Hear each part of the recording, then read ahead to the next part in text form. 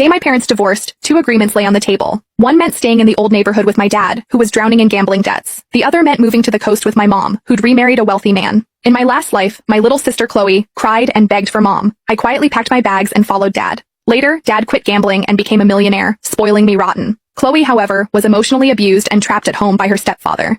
She eventually succumbed to depression and passed away. This time around, Chloe snatched the cigarette from dad's hand and hugged him tight, refusing to let go. Jade, I feel for dad. You go to mom's, okay? I'll keep the good life here for you. Dad paused, then affectionately stroked Chloe's head, a look of relief on his face. I said nothing, picking up the train ticket for the coast. Chloe didn't know that in my last life, dad only quit gambling because I, riddled with a brain tumor, worked myself to death to pay off his debts, coughing up blood. My life was the price for his temporary peace. Now, reborn, with no debt collectors banging on the door, all I wanted was a good night's sleep. I picked up my duffel bag. Get out, go find your mom, the one who only cares about money. Dad waved his hand, like shooing away a fly. Chloe hid behind him, making a childish face at me. Her lips exaggeratedly formed the words, "Sis, don't come begging me for money later." I just smiled, saying nothing. Then I turned and walked into the rain. I pulled my neck into my shoulders, feeling a chill seep deep into my bones. Honestly, it didn't matter where I went. I just wanted to find a quiet place to endure these last few moments. No more hearing the gambler's creditors banging down the door. No more smelling that sickening stench of cheap cigarettes. Mom's black Mercedes pulled up at the end of the alley.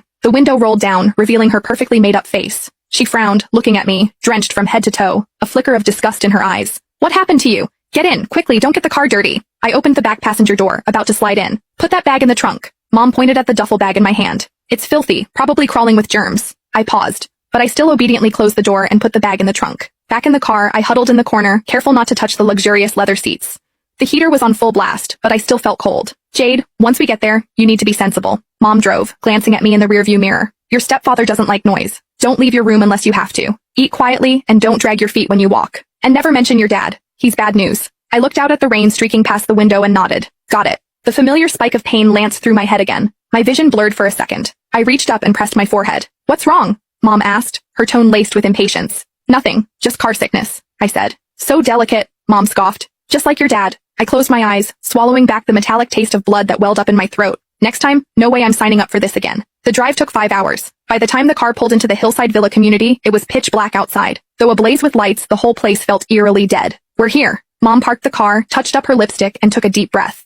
She was shifting gears, transforming from the sharp-tongued woman she was with me into a sweet, devoted wife. "Get out of the car. Remember to call him Mr. Henderson." I followed her inside, still carrying my duffel bag. A man sat on the living room sofa, a blanket over his legs, a book in his hand. He looked up when he heard us. This was my stepfather, Robert Henderson, the same man who, in my last life, slowly suffocated Chloe until she broke. "You're back?" His voice was flat, emotionless.